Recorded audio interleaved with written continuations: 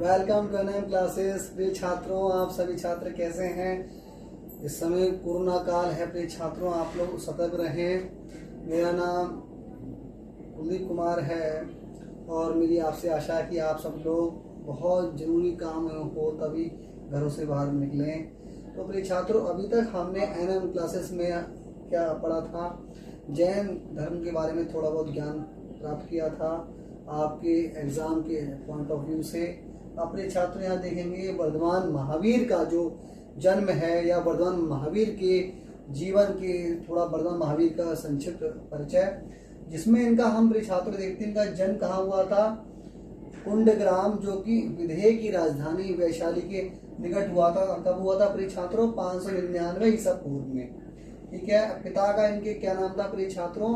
सिद्धार्थ नाम था, जो कि जनात्रीय या ज्ञात्रिक वंश से इनका संबंध था। कभी कभी प्रश्न में प्रिय छात्रों ऑप्शन में इक्ष्वाकु भी दे देता है, तो आप या तो जनात्रीय आएगा तब मार्क करें, ज्ञात्रिक मार्क करें या इक्ष्वाकु। इन तीनों में से कहीं ना कहीं आपको ऑप्शन मिलेगा और ये तीनों ही उत्तर ठीक हो सकते हैं प्रिय छात्रों।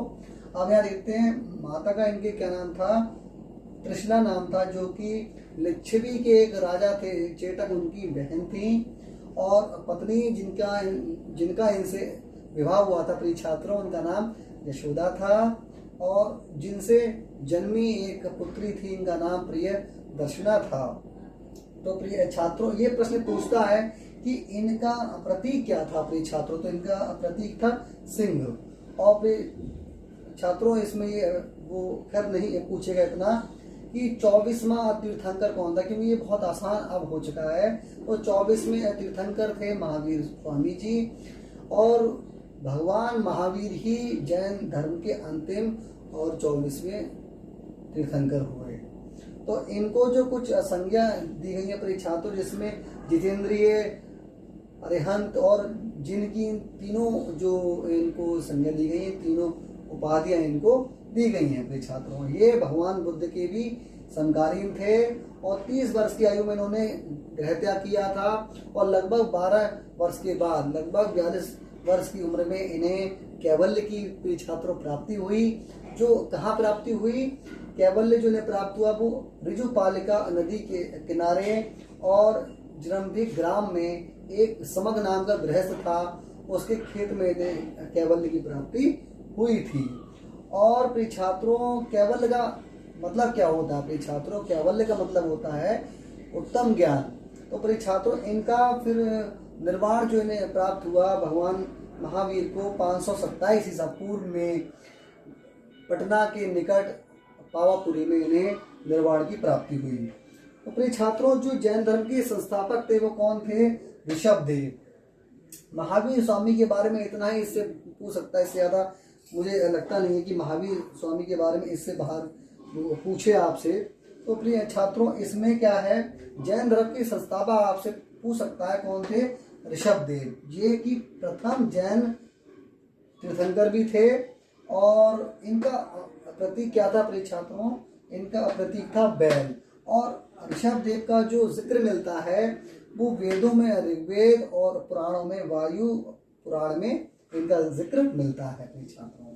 अब हम देखेंगे जैन धर्म के और जो मुख्य इसमें तीर्थंकर हुए हैं जिनके बारे में वह प्रश्न पूछ लेता है प्रिय छात्रों।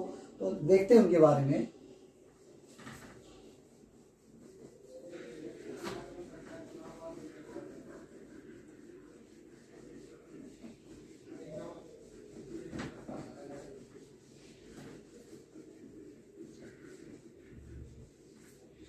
तो प्रिय छात्रों, पहले तो आपने देख ही लिए ऋषभदेव जो कि संस्थापक थे और प्रतीक उनका बैल था।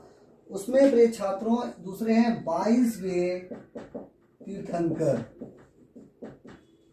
22वां जो तीर्थंकर थे प्रिय छात्रों वो भगवान नेमिनाथ थे। भगवान नेमिनाथ, या इनका एक नाम और है प्रिय छात्रों, या अरिष्ट नेमी। ये कहाँ से थे प्रिय छात्रों? सौराष्ट्र गुजरात से। सौराष्ट्र अर्थात गुजरात में जो जगह है सौराष्ट्र, वहां से थे। इनका एक प्रश्न प्रिय छात्रों बहुत पूछता है कि इनका संबंध भगवान कृष्ण से था। भगवान कृष्ण जो थे वो इनके संबंधी कहे जाते हैं या इनसे कोई इनका संबंध था। वो कौन थे? नेमिनाथ या अरिष्ट नेमि प्रिय छात्रों। तो इसमें अभी और ये पूछ सकता है कि इनका प्रतीक क्या था। तो प्रतीक इनका प्रिय छात्रों था शंख। क्या था? शंख। तो प्रिय छात्रों इनका भी जिक्र कहाँ मिलता है? ऋग्वेद में। एक थे ऋषभदेव और दूसरे नेमिनाथ, इनका जिक्र कहाँ मिलता है? ऋग्वेद में। तो प्रिय छात्रों जो 23वें तीर्थंकर थे वह कौन थे? पार्श्वनाथ। मुझे उम्मीद है कि आप लोगों को उनका नाम अच्छी तरीके से ज्ञात होगा, क्योंकि मेरे छात्र बहुत ही योग्य और बुद्धिमान भी हैं। तो प्रिय छात्रों इसमें हम देखते हैं ये पार्श्वनाथ थे। ये कहाँ से थे? बनारस उत्तर प्रदेश से। बनारस उत्तर प्रदेश से थे ये। और इनका प्रतीक क्या था प्रिय छात्रों? इनका प्रतीक था सर्प। प्रश्न पूछ चुका है। इनका प्रतीक था सर्प। और 24वें और अंतिम आपको मालूम ही है, महावीर स्वामी। ठीक है। तो प्रिय छात्रों इनका सिंह मैंने बता दिया, प्रतीक जो था। अब इनके सिद्धांत हैं प्रिय छात्रों। इसमें इनके सबसे पहले हैं त्रिरत्न। त्रिरत्न क्या है भाई? सम्यक ज्ञान, सम्यक चरित्र और सम्यक दर्शन, ये त्रिरत्न है। और 5 महान प्रतिज्ञाएं हैं। चतुर्थ जो या 4 जो महान प्रतिज्ञाएं दी वो किसने दी? पार्श्वनाथ जी ने। ये प्रश्न प्रिय छात्रों पूछ चुका है आयु। तो कौन कौन सी थी वो? सत्य, अपरिग्रह, सत्य, अपरिग्रह, अस्तेय, अहिंसा। ये 4 तो इन्होंने दी भाई पार्श्वनाथ जी ने, भगवान पार्श्वनाथ ने। और भगवान महावीर जी ने जो 5वीं महान प्रतिज्ञा दी, ये प्रश्न भी पूछता है, वो है कौन सी थी? ब्रह्मचर्य। ये किसने दी? महावीर स्वामी ने, भगवान महावीर स्वामी। तो प्रिय छात्रों इसमें क्या है? कुछ सिद्धांत हैं। नयवाद, स्यादवाद। तो स्यादवाद में शायद का प्रयोग होता है कि शायद ऐसा होता है।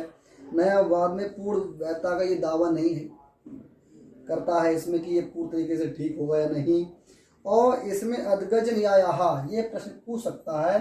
अदगजन न्यायः ये एक कहानी के रूप में है, जिसमें हाथी और अंधा व्यक्ति है, उसकी कहानी है। उसका इनसे कुछ लिंक या संबंध मिलता है।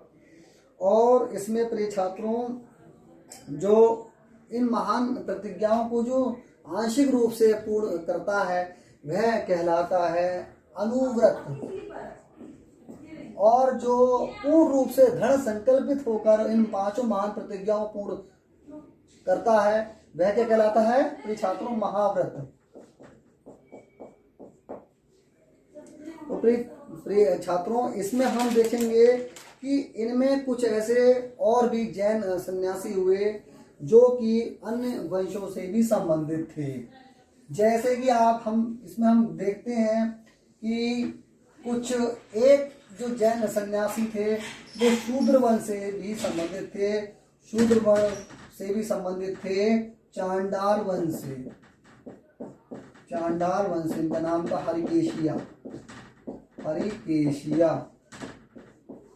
और ब्राह्मण वर्ग से जो संबंधित थे वह थे भद्रबाहु,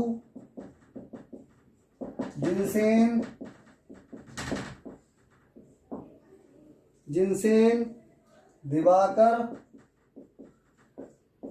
और इसमें प्रिय छात्रों हरिभद्र। ये जो थे ये सब ब्राह्मण वर्ग से संबंधित थे। और जैन धर्म में भिक्खुनियों के लिए जो द्वार थे, जो व्यवस्था थी, उसे कहते थे अरैका या साध्वी। प्रिय छात्रों, इसमें हम देखते हैं कि जैन धर्म का विस्तार और प्रभाव कहाँ हुआ। तो जैन धर्म सबसे ज्यादा जो फैला वो उत्तरोत्तर पश्चिम भारत में, उत्तरोत्तर पश्चिम भारत में फैला।